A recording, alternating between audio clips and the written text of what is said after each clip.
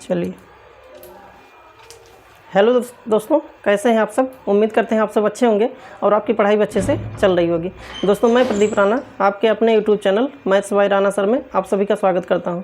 दोस्तों, आज वीडियो हम पढ़ने वाले हैं एलसीएम एंड एचसीएफ यानी लासा और मासा के बारे में हम इसमें पढ़ने वाले हैं कि एलसीएम एचसीएफ को किस प्रकार से निकाला जाता है। दोस्तों, इस वीडियो में आपको भाग विधि और गुणनखंड विधि, इन दोनों विधि से हम आप लोग को पढ़ाएंगे कि एलसीएम किस तरह से निकाला जाता है और एचसीएफ किस प्रकार से निकाला जाता है। क्योंकि अगर आप मैथ को पढ़ना चाह रहे हैं तो सबसे पहले आपको यहाँ पे नंबर सिस्टम के बाद आपको एलसीएम में एचसीएफ ही पढ़ना होता है, क्योंकि एकदम बिल्कुल बेसिक ही होता है। अगर बेस आपका मजबूत है, जैसे आप नंबर सिस्टम को पढ़ते हैं, नंबर सिस्टम में आपको बिल्कुल बेसिक से हाई लेवल तक सब कुछ पढ़ाया जाता है, उससे आपका एक बेस मजबूत होता है। उसी तरह से दोस्तों एलसीएम एचसीएफ हो गया, आपका परसेंटेज हो गया, इन सब चीज़ों को अगर बेस मजबूत करना है तो इन सब चीज़ों को आपको अच्छे से पढ़ना पड़ेगा, जिससे आगे जब आप क्वेश्चन करेंगे तो आप बहुत आसानी से हर एक क्वेश्चन को कर पाएंगे। तो चलिए यहाँ पे देखते हैं दोस्तों, एलसीएम और एचसीएफ यहाँ पे पढ़ते हैं। बिल्कुल बेसिक से हम ये मान के चलेंगे कि आप इसके पहले कभी भी एलसीएम और एचसीएफ नहीं पढ़े हैं। इस पॉइंट ऑफ व्यू से हम आप लोग को हर एक चीज़ पढ़ाने का कोशिश करेंगे, ठीक है। तो दोस्तों, इसके पहले अगर आप चैनल पर नए हैं तो चैनल को तुरंत सब्सक्राइब कर दीजिए, लाइक कर दीजिए, अपने दोस्तों के पास शेयर कर दीजिए, जिससे आने वाले हर एक वीडियो का नोटिफिकेशन आप तक सबसे पहले पहुँच सके और आप जान पाएँ कौन सा वीडियो हम लेकर के डेली आते हैं। तो आइए यहाँ पर हम फटाफट देखते हैं कि एलसीएम और एचसीएफ के बारे में यहाँ पर समझते हैं कुछ चीज़ें। कि जैसे दोस्तों यहाँ पे हम सबसे पहले एलसीएम समझते हैं। क्या? सबसे पहले एलसीएम समझते हैं कि एलसीएम होता क्या है। तो एलसीएम क्या होता है तो समझते हैं कि इसका अगर हम फुल फॉर्म देखें तो होता है कि लीस्ट कॉमन मल्टीपल क्या होता है? लीस्ट कॉमन मल्टीपल होता है। तो लीस्ट कॉमन मल्टीपल यहाँ पे हम क्या करते हैं कि इसी से समझते हैं कि लीस्ट का मतलब होता है मिनिमम। क्या होता है? लीस्ट का मतलब मिनिमम, यानी जो मिनिमम वैल्यू इसमें लेनी होती है, सबसे छोटी वैल्यू लेनी होती है। जैसे हम एग्जांपल के तौर पे समझते हैं कि जैसे एग्जांपल के तौर पे हम समझते हैं जैसे 6 है, तो 6 का हम क्या लिख सकते हैं? 6 का हम अगर यहाँ पे गुणज लिखें तो हो जाता है 6, 12, 18, इस तरह से इनफाइनाइट तक आपका जाता है। कहाँ तक? इनफाइनाइट तक। यानी एक चीज़ यहाँ पे कह सकते हैं कि अगर 6 का हमको गुणज लिखना है तो 6 का गुणज हम क्या लिखेंगे कि 6, 12, 18, 24, इस तरह से हम इनफाइनाइट तक इसको लिखते जाते हैं, ठीक है। तो यहाँ पे हम सब कहते हैं कि अगर हमको यहाँ पे इस 6 का यहाँ पे एलसीएम लेना है तो 6 का एलसीएम हम क्या लेंगे? तो 6 का एलसीएम हमारा आंसर जो हो जाएगा वो कितना हो जाएगा? 6। तो 6 का एलसीएम यहाँ पे कितना हो जाएगा? 6 हो जाएगा। अब देखिए यहाँ पे लीस्ट कॉमन मल्टीपल लिखा है। क्या लिखा है? लीस्ट कॉमन मल्टीपल लिखा है, यानी सबसे छोटी वैल्यू यहाँ पे लेना है, क्योंकि बड़ी वैल्यू देखिए यहाँ 6 से लेकर के स्टार्ट होकर के और इनफाइनाइट तक जा रहा है। कहाँ तक? इनफाइनाइट तक जा रहा है। तो 6 से लेकर इनफाइनाइट तक जा रहा है, तो इनफाइनाइट को तो हम यहाँ पे लिखेंगे नहीं, तो इसलिए एलसीएम जो होता है छोटी संख्या को ही लिखते हैं। इसीलिए इस एलसीएम का फुल फॉर्म भी होता है लीस्ट कॉमन मल्टीपल, और इसके नाम से ही हम जान जाते हैं कि यहाँ पे सबसे छोटी संख्या लेनी होती है, ठीक है। और वहीं पे अगर हम एचसीएफ की बात करें, किसकी? अगर एचसीएफ का फुल फॉर्म क्या होता है कि हाईएस्ट कॉमन फैक्टर। क्या होता है? Highest common factor. तो हाईएस्ट कॉमन फैक्टर यहाँ पे इसमें उच्चतम वैल्यू लेनी होती है। कौन सी वैल्यू? यहाँ पे उच्चतम वैल्यू लेनी होती है आपकी, ठीक है। यहाँ पे कौन सी वैल्यू लेनी होती है? उच्चतम वैल्यू लेनी होती है। तो मल्टीपल का मतलब यहाँ पे आपका हो जाता है अपवर्थ। क्या हो जाता है? अगर इसको हम हिंदी में कहें तो अपवर्थ हो जाता है। इस फैक्टर का मतलब क्या होता है कि अपवर्तक है। क्या है यहाँ पे? अपवर्तक है, ठीक। तो एक यहाँ पे मल्टीपल का मतलब अपवर्थ है और एक यहाँ पे इसका मतलब है अपवर्तक है। समझ रहे हैं? तो यहाँ पे अपवर्थ और अपवर्तक यानी मल्टीपल और फैक्टर, इन दोनों के बारे में हम यहाँ पे समझते हैं, ठीक है। तो एक हो गया आपका एलसीएम और एक हो गया आपका एचसीएम। इन दोनों के बारे में दोस्तों हम समझते हैं कि होता क्या है कि जैसे यहाँ पे 6 है। क्या है? 6 है और इस 6 का हमको एचसीएफ निकालना है। तो सबसे पहले 6 का आप फैक्टराइजेशन कर दीजिए, यानी इसका गुणनखंड कर दीजिए। तो 1, 2, 3 और 6, इस प्रकार से इसका गुणनखंड है 1, 2, 3, 6। क्या है कि 1 है, 2 है, 3 है और 6 है। तो अगर हम इसका एचसीएफ निकालना हो हमको, तो यहाँ पे देखिए एक 1 है, तो 1 तो ऑलरेडी सब में रहता है, तो इसको हटा दीजिए। बाकी इसमें क्या है कि 2 है, 3 है, 6 है। अब हम यहाँ पे कहते हैं कि HCF निकालना, यानी इसमें हमको हाईएस्ट वैल्यू निकालना है। तो हाईएस्ट वैल्यू यहाँ पे निकालना है, तो 6 का जब भी हम यहाँ पे हाईएस्ट वैल्यू यानी अपवर्तक देखते हैं तो 6 का अपवर्तक यहाँ पे क्या हो जाता है कि ये 2 से भी कट जाएगा, 3 से भी कट जाएगा और 6 से भी कट जाएगा। लेकिन यहाँ पे अगर इसका हम अपवर्तक देखते हैं तो यहाँ पे अपवर्तक इसका कितना हो जाता है, 2 हो जाता है। क्योंकि यहाँ पे अगर हम इसको भाग विधि से देखते हैं तो भाग विधि से अगर इस प्रकार से देखते हैं तो 6 को जब हम 2 से काटेंगे तो यहाँ पे ये पूरी तरह से इस तरह से कैंसिल आउट हो जाता है। ठीक है, तो ये हो गया दोस्तों आपका HCF हो गया और ये हो गया LCF। अभी हम इसमें जब क्वेश्चन करेंगे तो ये चीज़ें और अच्छे से आपको क्लियर होंगी। आगे हम देखते हैं कि किस प्रकार से हम इसको निकालते हैं। जैसे हम समझते हैं यहाँ पे कि HCF में जैसे 6 हो गया, 12 हो गया, 18 हो गया। अगर इसका HCF हमको निकालना हो तो हम निकालते कैसे हैं। सबसे पहले एक गुणनखंड मेथड है। क्या है, एक गुणनखंड, कौन सा मेथड, एक गुणनखंड मेथड और एक भाग विधि। एक गुणनखंड विधि, एक कौन सी विधि है, भाग विधि है। तो एक गुणनखंड विधि का मतलब है यहाँ पे कि जैसे 6 है, 6 को हम क्या लिख सकते हैं, 2 गुणे 3। और यहाँ पे 12 है तो 12 को क्या लिख सेंगे, 2 तिहाई 6 दुनाई 12। या इस 2 को पहले कर दीजिए इस प्रकार से कि 2 गुणे 2 गुणे 3, 2 दुनाई 4 तियाँ 12। और यहीं पे 18 को अगर करते हैं हम तो 18 का क्या हो जाएगा, 2 9 18। ठीक, इस प्रकार से। और भाग विधि से अगर करेंगे तो सबसे पहले इसमें भाग विधि से अगर हमको HCF निकालना हो, सबसे पहले क्या करेंगे कि जो एकदम मिनिमम वैल्यू, सबसे छोटी वैल्यू है, इस छोटी वैल्यू के आगे वाली जो वैल्यू है उसमें हम क्या करते हैं, भाग दे देते हैं।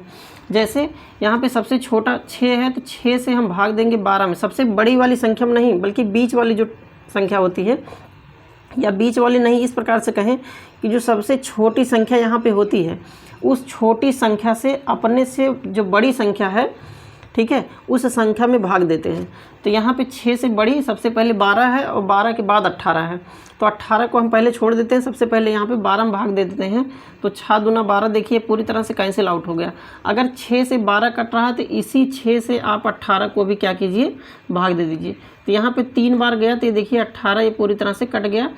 तो हम अगर इसमें कहना चाहें कि भाग विधि में कि अगर 6 12 18 क्या है कि 6 12 18 इन सब का जो HCF है, तो इन सब का HCF अगर हमको निकालना हो तो यहाँ पे कितना हो जाएगा, 6 हो जाएगा। कितना, 6 यहाँ पे इसका HCF हो गया। और वहीं पे इसका HCF कितना हो गया, 6। लेकिन अगर यहीं पे हमको गुणनखंड विधि में देखना है तो देखिए यहाँ पे तीनों में 2 कॉमन है। तीनों में क्या है, 2 कॉमन है। और इन दोनों में देखिए 3 कॉमन है।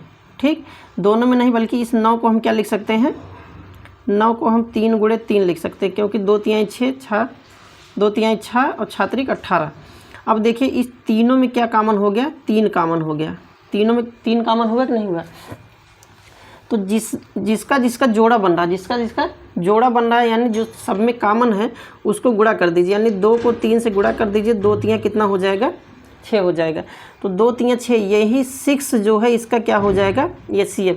तो आप चाहे गुणनखंड विधि से निकालिए, आप चाहे भाग विधि से निकालिए।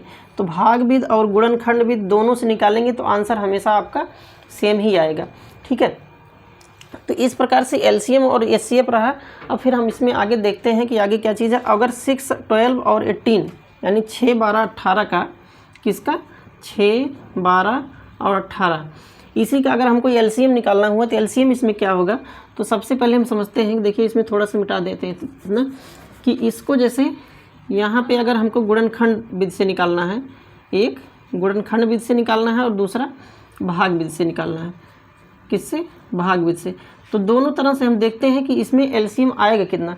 तो LCM अगर गुणनखंड विधि से निकालना हो तो सेम वही प्रोसेस है कि 6 का पहले फैक्टराइजेशन कर दीजिए तो हो जाएगा 2 गुणे 3। और वहीं पे 12 का देखें तो 2 गुणे 2 गुणे 3, 2 दुना 4 तियाँ 12। और 18 का देखें कितना हो जाएगा, 2 गुणे 3 गुणे 3। ठीक है, अब यहाँ पे देखिए जोड़ा किसका किसका बन रहा है। तीनों में 2 कॉमन है। तीनों में कितना कॉमन है, 2 कॉमन है। और इसमें कितना कॉमन है, इसमें भी देखिए 3 कॉमन है। ठीक, तो जो कॉमन है उसको पहले लिख दीजिए। तो यहाँ पे अगर LCM की बात किया जाए तो तीनों में 2 कॉमन है, 2 गुणे और उसके बाद इन तीनों में 3 कॉमन है। ठीक, और उसके बाद देखिए 2 और 3 बच रहा है, दिख रहा है ना। यहाँ पे देखिए अभी 2 और 3 यहाँ पे बच रहा है, तो जो बच रहा है उसको एक बार लिख दीजिए और उसके बाद गुणा कर लीजिए। 2 3 6, 6 दूना 12, 6 कितना हो जाएगा, 2 3 6, 6 दूना 12 और 12 3 36। तो इसका एलसीएम कितना हो गया, 36। ये तो आपका गुणनखंड विधि हो गया। लेकिन अगर भाग विधि से आपको निकालना हुआ तो भाग विधि से कैसे हम निकालते हैं, तो देखिए हम करते क्या हैं कि जैसे कितना है 6 12 18, 6 12 18, इसका हमको एलसीएम निकालना है। क्या निकालना है, इसका एलसीएम निकालना। तो सबसे पहले हम सबसे छोटी संख्या 2 से हम भाग देते हैं। तो 2 3 6, 2 6 12, 2 9 18।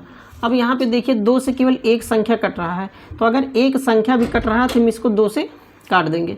तो 2 से जब काटेंगे तो 3 तो रहेगा, 2 3 6 और यहाँ पे 9 ऑलरेडी है ही। अब देखिए यहाँ पे 2 से नहीं कटेगा बल्कि 3 से कटेगा। 3 1 3 और 3 3 9 और फिर 3 से यहाँ पे करेंगे, ये पूरा 1 हो जाएगा। दोस्तों इस तरह से जब भी भाग विधि से हम एलसीएम निकालते हैं तो इसको हम तब तक इसका फैक्टराइजेशन करते जाते हैं, तब तक गुणनखंड करते हैं जब तक यहाँ पे नीचे सभी वैल्यू 1 1 के बराबर ना आ जाए।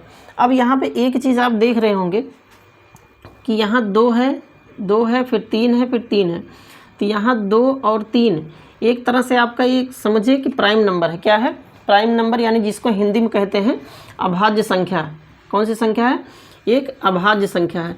ठीक है, तो इन सबको यहाँ पे गुणा कर दीजिए। तो इसका जब एलसीएम हम निकालेंगे तो कितना हो जाएगा, 2 × 2 × 3 × 3, तो कितना हो जाएगा, 2 दूना 4, 3 12, 3 36।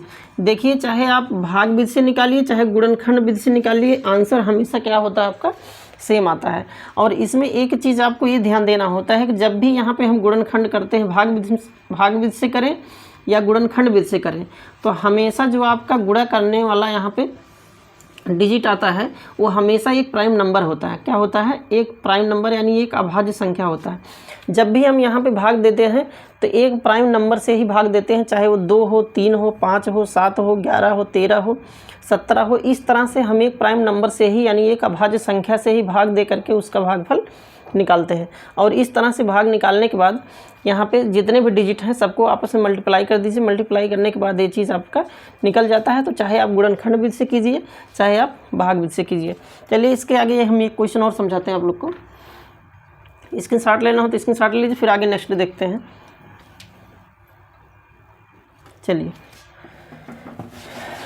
चलिए यहाँ पे देखते हैं फिर इसमें एलसीएम और एचसीएफ के बारे में एक दो क्वेश्चन और समझते हैं, भाग विधि और गुणनखंड दोनों तरीके से। क्योंकि अगर आप दोनों मेथड पढ़े रहेंगे तो आपको आगे समस्या नहीं होगी। जब भी आप गुणनखंड विधि या भाग विधि अगर कोई आपको अच्छे से तैयार है तो आप जब एग्ज़ाम में बैठेंगे तो कम से कम समय में आप उसको कर पाएंगे। जैसे यहाँ पे हम एक ले लिए 15 25 45, क्या है 15 25 45। इसका हमको एलसीएम और एचसीएफ दोनों निकालना है और दोनों मेथड से निकालना है। किससे, तो सबसे पहले हम यहाँ पे आपको एलसीएम की बात करते हैं कि एलसीएम में एक हमको निकालना है गुणन विधि से और एक निकालना है भाग विधि से। तो दोनों तरीका आप समझिए कि गुणन विधि से जब भी हम एलसीएम निकालेंगे तो कैसे निकालेंगे। तो सबसे पहले इस 15 का फैक्टर कर दीजिए।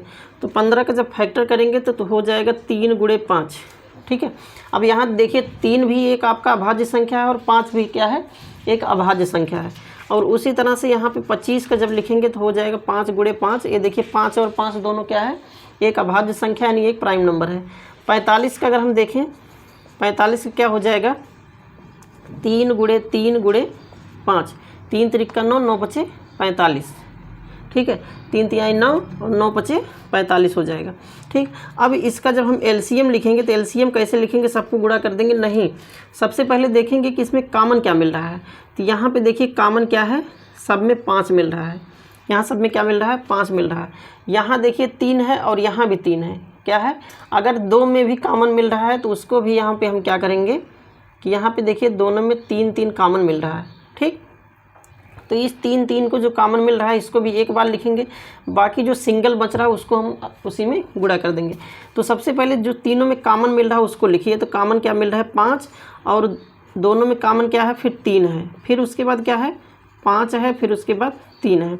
अब गुणा कर दीजिए, 5 तियाँ 15, 15 पचे 75, और 75 को यहाँ पे जब 3 से गुणा करेंगे तो 3 पचे 15, 3 सत्ते 21, 22, 225 हो जाएगा। कितना हो जाएगा? 225।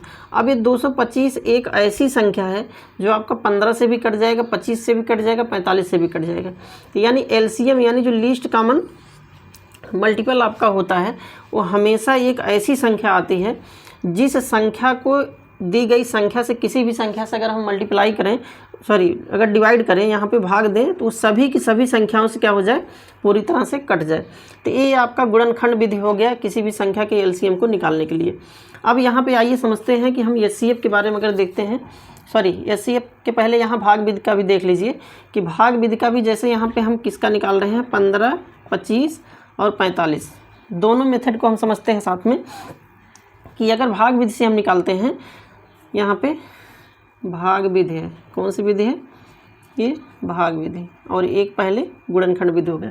तो अगर हम भाग विधि से निकालते हैं, सबसे पहले हम क्या बताए हैं कि जो इसमें मिनिमम वैल्यू है, तो सबसे छोटी संख्या जो होती है, इस छोटी संख्या को अपने से थोड़ी सी बड़ी संख्या में हम सबसे पहले भाग देते हैं। जैसे यहाँ पे 15 है तो 15 को सबसे पहले 25 से भाग दीजिए, तो कितनी बार जाएगा? एक बार। तो एक बार गया तो हो जाएगा 15, और 25 में से 15 घटाएंगे तो कितना हो जाएगा? 10। अब देखिए 10 यहाँ पे बच रहा, फिर इस 10 से इस 15 में फिर से क्या कीजिए? डिवाइड कीजिए, तो एक बार जाएगा, हो जाएगा 15 में से 10 घटाएंगे 5 आ जाएगा। ठीक, फिर इस 5 से इस 10 में क्या कीजिए? भाग दे दीजिए, तो कितनी बार जाएगा? 2 बार। अब ये देखिए पूरी तरह से कैंसिल हो गया, यानी ये जो 15 है और 25 है, इन पूरे का रिलेशन अगर देखें तो लास्ट में 5 एक ऐसी संख्या है जो इसको पूरी तरह से डिवाइड कर दे रहा है, यानी पूरी तरह से काट दे रहा है, पूरी तरह से कट जा रहा है। अब अगर 5 से ये 25 कट रहा है तो इसी 5 से क्या कीजिए? भाग दे दीजिए 45 में। किस में? 5 से 45 में भाग दीजिए, देखिए जा रहा है कि नहीं। तो 5 को अगर 9 बार हम पढ़ेंगे तो 5 9 45, ये देखिए पूरी तरह से कट रहा है। यानी 5 एक ऐसी संख्या है जो आपका 25, 15, 25 और 45 इन तीनों संख्या को डिवाइड कर रहा है, यानी तीनों संख्या को काट रहा है। तो यहाँ पे एक मिनट, हम यहाँ पे एलसीएम को समझ रहे हैं। किसको? एलसीएम को समझ रहे हैं। तो एलसीएम को यहाँ पे भाग विधि से समझेंगे। यहाँ पे एचसीएफ निकल गया हमारा। यहाँ पे एलसीएम को हम समझ रहे हैं कि 15, 25 और 45। ठीक, तो यहाँ पे इस तरह से हम इसको निकालेंगे जैसे इसके पहले बताए हैं कि भाग विधि से निकालने के लिए। तो क्या करेंगे? 5 से अगर करेंगे तो 5 तियाँ 15, 25 और 5 9 45। फिर इसको 3 से काट दीजिए, 3 एकड़ 3, 3 त्रिका 9 और 5। फिर देखिए यहाँ 3 से काट दीजिए, 1 हो जाएगा, और उसके बाद यहाँ 5, फिर 5 से यहाँ काट दीजिए, सब 1 हो जाएगा। यानी इसको हम तब तक यहाँ पे कैंसिल आउट करते जाते हैं, तब तक इसमें काटते जाते हैं जब तक यहाँ पे नीचे का जो हमारा यहाँ बेस वैल्यू जो नीचे आ जाए, ये वैल्यू जब तक 1 ना आ जाए, यानी सब 1 1 के बराबर ना आ जाए, तब तक हम इसको कैंसिल आउट करते रहते हैं। अब देखिए यहाँ पर भी आपका 3 है, 5 है, ये क्या है? एक अभाज्य संख्या है। तो जब भी आप चाहे भाग विधि से करेंगे या गुणनखंड विधि से करेंगे, हमेशा जिससे आप काटेंगे जिस संख्या से, वो संख्या हमेशा आपका एक अभाज्य संख्या होना चाहिए। ठीक है, तो यहाँ पे एलसीएम क्या आ जाएगा? हो जाएगा 5 × 3 × 3 × 5। कितना आ जाएगा? 5 तियाँ 15, 15 तियाँ 45, और 45 को 5 से करेंगे तो हो जाएगा 225।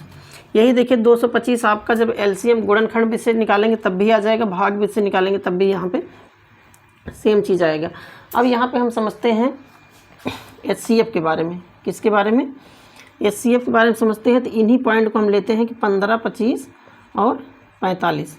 इसी 15, 25, 45 का 15, 25, 45 का हम एचसीएफ जब निकालते हैं तो एक आपका गुणन मेथड हो गया, एक गुणनखंड विधि हो गया, और एक कौन सी विधि है? यहाँ पे भाग विधि है। ठीक है, तो एक गुणनखंड विधि है। तो गुणनखंड विधि से कैसे निकालते हैं? तो सबसे पहले इस 15 का फैक्टर कर दीजिए, तो क्या हो जाएगा? 3 × 5। 25 का फैक्टर करेंगे तो 5 × 5, और 45 का फैक्टर करेंगे तो 3 × 3 × 5, तो हो जाएगा 3 यहाँ 9, 9 5 45। अब देखिए तीनों में क्या कॉमन मिल रहा है? तो यहाँ पे तीनों में 5 कॉमन मिल गया, और कोई कॉमन मिल रहा है? और नहीं कोई कॉमन मिल रहा है। देखिए सब में कोई कॉमन नहीं मिल रहा है।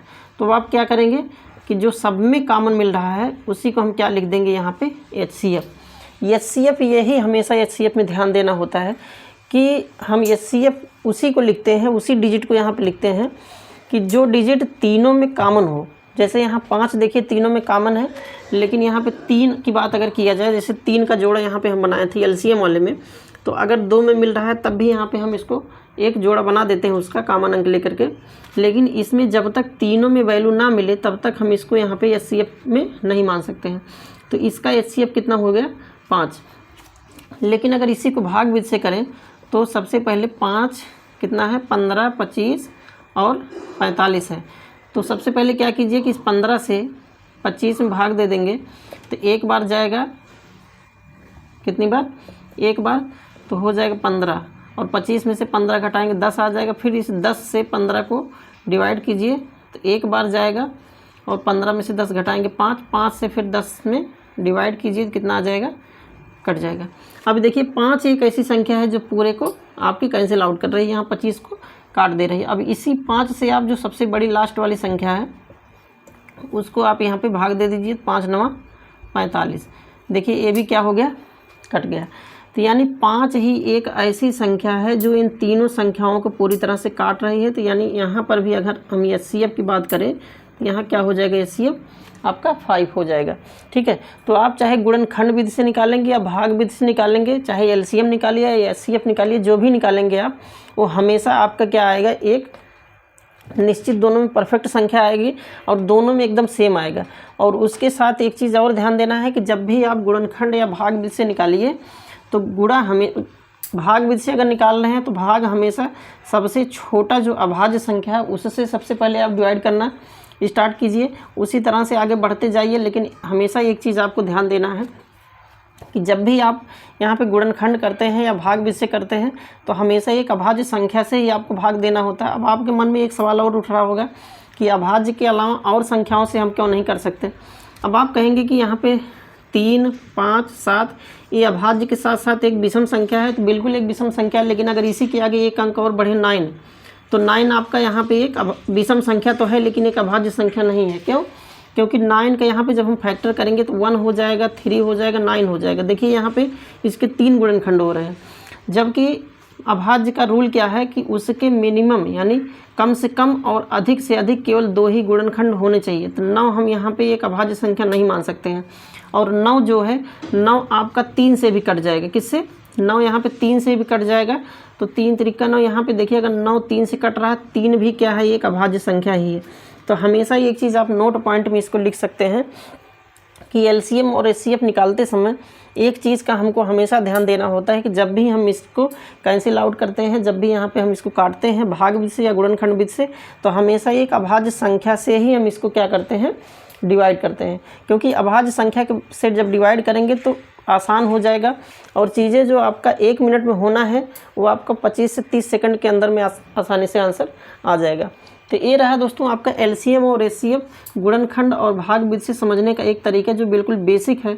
अब इसमें हम थोड़ा और आगे चलते हैं कि नेक्स्ट पॉइंट हम देखते हैं। जैसे कि आप लोग अक्सर देखते होंगे एग्ज़ाम में जो क्वेश्चन आता है वो आपका भिन्न के रूप में यानी फ्रैक्शन के रूप में देता है और उसमें पूछ लेता है कि LCM और HCF कैसे इसमें निकालते हैं। जैसे यहाँ पे हम समझते हैं एक संख्या दी गई है 3/7, 5/9, 8/13। ठीक है, 3/7, 5/9, 8/13। अगर इसका हमको LCM निकालना है, क्या निकालना है का LCM एंड HCF, LCM और HCF दोनों निकालना है। तो इसको कैसे हम निकालेंगे? अब तो एक फ्रैक्शन में हो गया। अब तक तो डायरेक्ट हम 5, 10, 15, 20, 25, 30 इस तरह से निकाल लेते थे, 2, 4, 6, 8 इस तरह से हम निकाल लेते थे। लेकिन अगर ये फ्रैक्शन के रूप में दे दिया गया तब हम अगर LCM और HCF निकालना हो तो कैसे निकालते हैं? तो इसका एक सूत्र है कि सूत्र क्या है कि अगर आपका LCM निकालना है तो ऊपर वाले का LCM निकालिए, नीचे वाला का HCF निकालिए। तो यहाँ पे कह भी सकते हैं कि LCM होता है, अगर इस तरह से दिया है तो आप लिख सकते हैं भिन्न का लासा या LCM इसको कह सकते हैं। तो क्या हो जाएगा, अगर LCM पूछा है यानी लासा अगर इसका पूछा है तो अंश का क्या कीजिए, अंश का लासा बटे हर का क्या कीजिए, मासा, यानी HCF। और वहीं पे अगर इसी भिन्न का क्या पूछा है, HCF पूछा है। HCF का मतलब इसको हिंदी में शॉर्टकट में मासा कहते हैं। तब यहाँ पे हो जाएगा अंश का क्या हो जाएगा, मासा बटे हर का क्या होता है, लासा। अब इसमें याद करने वाली और रटने वाली कोई चीज़ यहाँ पे है नहीं। इसको केवल आप समझ लीजिए कि इस प्रकार से अगर कोई फ्रैक्शन दिया है, कोई भिन्न दिया है, तो उस भिन्न का हमको अगर LCM निकालना है, LCM यानी अगर लासा यहाँ पे निकालना है, तो अगर लासा निकालना है तो अंश का, यहाँ पे जो ऊपर अंश दिया गया, इसको आप जानते हैं ना कि अगर इस तरह से 3/5 दिया है तो ऊपर वाले को हम नॉमिनेटर कहते हैं, जिसको हिंदी में कहते हैं अंश, और इंग्लिश में इसी को कहते हैं नॉमिनेटर। क्या कहते हैं, नॉमिनेटर। और नीचे वाले को कहते हैं हर, जिसको इंग्लिश में कहते हैं डिनोमिनेटर। क्या कहते हैं, डिनोमिनेटर। ठीक है। तो हमेशा क्या कीजिए कि अगर यहाँ पे LCM पूछा है तो ऊपर वाले का LCM निकालिए, नीचे वाले का HCF निकालिए। लेकिन वहीं पे अगर आपका भिन्न का मासा यानी HCF निकालने को कहा है तो हमेशा अंश का आप HCF निकालिए और हर का क्या निकालिए, LCM निकालिए। तो यही चीज़, एक चीज़ आप ध्यान दीजिए कि अगर LCM पूछा है तो ऊपर वाले का LCM, और अगर HCF पूछा है, क्या पूछा है, अगर HCF पूछा है तो ऊपर वाले का क्या निकालिए, HCF निकालिए। तो इस तरह से LCM और HCF किसी फ्रैक्शन का अगर आपको निकालना हो, किसी भिन्न का निकालना हो, तो आप आसानी से निकाल सकते हैं। तो जैसे हम इसी का देखते हैं कि 3/7, 5/9, 8/13। तो 3/5, 5/9 और 8/13। अगर इसी का हमको क्या निकालना है, इसी का अगर हमको LCM निकालना है, तो LCM जब निकालना हो तब हम क्या करेंगे कि सबसे पहले ऊपर वाले के LCM निकाल लीजिए। तो यहाँ पे 3, 5 और कितना है 8, इसका अगर LCM निकालिए, भाग बीच से अगर हम देख लें तो यहाँ पे 2 से कट जाएगा, दिख रहा है, हाँ, 3 हो जाएगा, 5 हो जाएगा, 2 चौक 8। फिर उसके बाद यहाँ से 2 से करेंगे, 2 दूना 4, 3, 5, फिर 2 से करेंगे 1 हो जाएगा, 3 और 5। फिर यहाँ देखिए 3 से काटेंगे तो 5 हो जाएगा 1, और उसके बाद इसको जब 5 से काट देंगे सब 1 हो जाएगा। ठीक है, दिख रहा है, नहीं दिख रहा, ऊपर देख लें। यहाँ देखिए कि सबसे पहले हम 3, 5 और 8, इस 3, 5, 8 इसका हम क्या निकाल लें, LCM निकाल लें। तो LCM सबसे पहले 2 से काट दीजिए, 3 तो कटेगा ना, इसको ऐसे लिख दीजिए, 5 नहीं कटेगा, 5 को ऐसे लिख दीजिए, 8 का कट जाएगा, 2 चौक 8। फिर 2 से कीजिए, 3 नहीं कटेगा, 5 नहीं कटेगा, ये कट जाएगा। फिर उसके बाद 2 से काटिए, 2 कटेगा, 5 नहीं कटेगा, 3 नहीं कटेगा। अब 3 से कर दीजिए, 3 कट जाएगा लेकिन 5 नहीं कटेगा। फिर उसके बाद 5 से यहाँ पे कर दीजिए, देखिए सब कट जाएगा। अब देखिए यहाँ पे बेस में आपका कितना आ गया, सब 1 1 आ गया। अब इन सब को गुणा कर लीजिए तो कितना हो जाएगा कि अगर हम LCM निकालना चाहें तो कितना हो जाएगा, 2 गुणे 2, यहाँ से देखिए 2 गुणे 2 गुणे 2, 3 बार 2 है, और गुणे 3 गुणे 5। ठीक है, और इसको कर लीजिए, 2 दूना 4 दूना 8, 8 त्रिक 24, और 24 पंचे यहाँ पे कितना हो जाएगा, तो 5 चौक 20, 5 दूना 10, 2 12, 120 हो जाएगा। कितना हो जाएगा, 120। तो ये ऊपर का LCM आ गया, क्या आ गया, एक ऊपर का LCM, और नीचे का HCF निकालना है। तो HCF कैसे निकालते हैं, तो 5, 9 और 13। तो 5, 9, 13 का यहाँ पे हमको क्या निकालना है, HCF निकालना है। तो सबसे पहले हम बताएं क्या है कि जो सबसे छोटी संख्या रहे, यानी सबसे छोटी डिजिट, यहाँ पे सबसे छोटी अंक रहे, उससे अपने से बड़ी वाली अंक में क्या करना है, सबसे पहले डिवाइड करना है, भाग देना है। तो यहाँ पे 5 से भाग दे दीजिए 9 में, तो एक बार जाएगा यहाँ पे, तो हो जाएगा 5 × 5, 9 में से 5 घटाएंगे 4 आ जाएगा, 4 से फिर 5 में डिवाइड कीजिए, तो एक बार जाएगा, यहाँ हो जाएगा 4 और बचेगा 1। अब इस 1 से 4 में जब डिवाइड करेंगे तो 4 बार में पूरी तरह से कैंसिल हो जाएगा। यानी इसका जो HCF आया 1, लेकिन अभी हम इसको 1 को नहीं लिखेंगे, क्यों, क्योंकि यहाँ पे एक संख्या आगे हमारी और दी गई है, सबसे बड़ी संख्या 13 दी गई है। 1 से देखिए 13 में कैंसिल कीजिए तो कितनी बार जाएगा, 13 बार जाएगा, ये कट जाएगा। तो HCF आपका क्या हो जाएगा, यहाँ पे HCF आपका 1 हो जाएगा। ठीक है, अब यहाँ पे हम लिखेंगे क्या कि 3, 5, 8, ऊपर वाले के जब हम LCM निकालें तो यहाँ पे कितना आ गया, 120। ये कितना है, यहाँ पे 120। तो यहाँ पे ऊपर हो जाएगा 120 और नीचे बेस में हो जाएगा 1। तो 120/1 को हम 120 भी लिख सकते हैं, क्योंकि कोई भी संख्या है, किसी भी संख्या का नीचे जो उसका हर होता है, उसका बेस होता है, हमेशा 1 के बराबर होता है। ठीक है, तो उम्मीद करते हैं कि आप लोग एलसीएम और एचसीएफ अच्छे से समझ गए होंगे। दोस्तों, जब भी हम भिन्न का एलसीएम और एचसीएफ निकालते हैं तो इसी प्रकार से निकालते हैं कि ऊपर वाले का, अगर यहाँ पे एलसीएम पूछा है तो ऊपर वाले का एलसीएम निकालेंगे और नीचे वाले का एचसीएफ निकालेंगे। अगर यहाँ पे एचसीएफ पूछा है तो यहाँ पे ऊपर वाले का एचसीएफ निकालेंगे, नीचे वाले का एलसीएम निकालेंगे। तो हमेशा एक चीज़ ध्यान दीजिए कि जो पूछा रहे वो ऊपर वाले का निकालना है, जो नहीं पूछा है वो नीचे वाले का निकालना है। ठीक है, तो चलिए हम आगे देखते हैं। इसमें स्क्रीनशॉट लेना हो तो स्क्रीनशॉट ले लीजिए, फिर हम नेक्स्ट पॉइंट देखते हैं। चलिए दोस्तों, वीडियो अगर पसंद आ रहा है तो वीडियो को लाइक कर दीजिए, अपने दोस्तों के पास शेयर कर दीजिए। अगर चैनल पर आप नए हैं तो चैनल को तुरंत सब्सक्राइब कर लीजिए, जिससे आने वाले हर एक वीडियो को नोटिफिकेशन इसी तरह से आपको मिलता रहे और आप जान पाएँ। और मैथ को अगर बिल्कुल बेसिक से हाई लेवल तक पढ़ना चाहते हैं तो आप चैनल को तुरंत सब्सक्राइब कर लीजिए, लाइक कर दीजिए, अपने दोस्तों के पास शेयर कर दीजिए।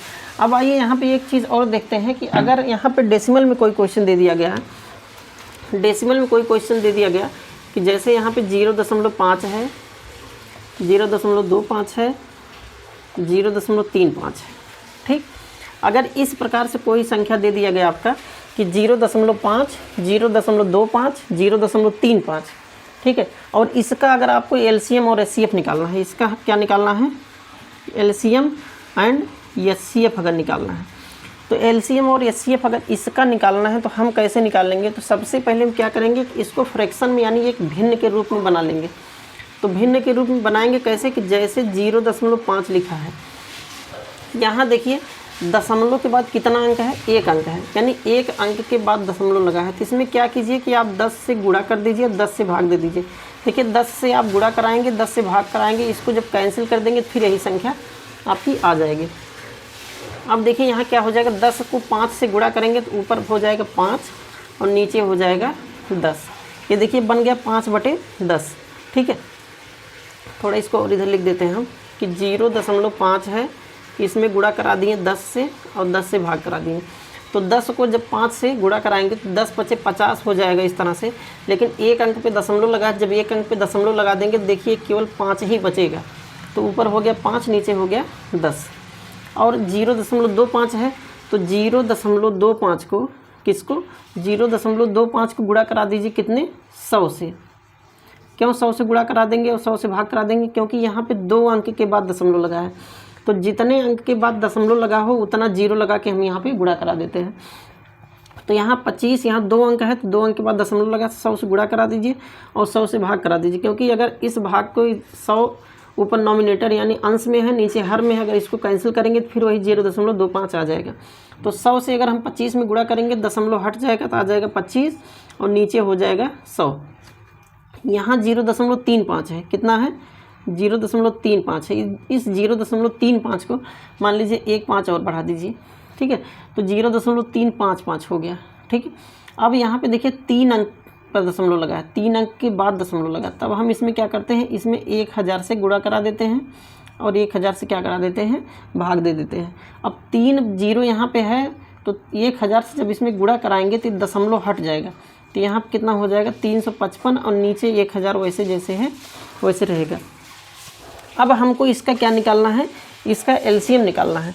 इसका जब एलसीएम निकालेंगे तो इसका एलसीएम कैसे निकलेगा कि ऊपर वाले के एलसीएम निकाल लीजिए, 5/10, 25/100 और 355/1000। इसका हम जब एलसीएम निकालते हैं तो एलसीएम कैसे निकालते हैं कि 5 है, 25 है और 355 है। इसका एलसीएम भाग बीज से हम इसलिए बार बार निकाल रहे हैं क्योंकि भाग बीज से निकालना आपका आसान होता है, कम से कम समय में आपका क्वेश्चन आसानी से सॉल्व हो जाता है। इसमें मैक्सिमम चांस होते हैं सही होने के, गलत होने का इसमें कोई चांस नहीं होता। तो सबसे पहले यहाँ पे आप 5 से डिवाइड कीजिए, तो एक बार जाएगा 5 × 5 = 25, इसको करेंगे 5 × 7 = 35, 5 × 1 = 5 और फिर इसको 5 से करेंगे तो 1 और यहाँ पे 1 हो जाएगा क्योंकि 5 1 से कट जाएगा पूरी तरह से और 71 यहाँ पे नहीं कटेगा। अब 71 देखिए कोई किसी संख्या से कट रहा है तो नहीं कट रहा है, यानी 71 एक अभाज्य संख्या, स्वयं में एक अभाज्य संख्या है। तो जब स्वयं में एक अभाज्य संख्या है तो इसको 71 से ही काट दीजिए तो एक बार जाएगा और ये पूरी तरह से कट जाएगा। अब इन सब को गुणा कर लीजिए। तो जब आप एलसीएम निकालेंगे तो हो जाएगा 5 × 5 × 71, कितना आ जाएगा 5 × 5 = 25, और 25 को जब 71 से गुणा करेंगे तो 25 से करने 25, 2 बचेगा, और 25 7 175, 175 2 177, यानी 1755 ये आपका क्या हो जाएगा, एलसीएम आ जाएगा। ऊपर वाले का तो एलसीएम आ गया, और नीचे वाला का हमको क्या निकालना है, एचसीएफ निकालना है। क्यों? क्योंकि जब भी हम किसी फ्रैक्शन का, किसी भिन्न का हम जब एलसीएम निकालते हैं तो करते क्या है कि जब किसी फ्रैक्शन का हम एलसीएम निकालते हैं तो ऊपर वाले का हमको एलसीएम निकालना होता है, नीचे वाले का एचसीएफ निकालना होता है। अभी इसके पहले हम बताए हैं। तो अब नीचे वाले, नीचे कितना है, 10 है, 100 है और 1000 है। नीचे कितना है, 10 है, 100 है, 1000 है।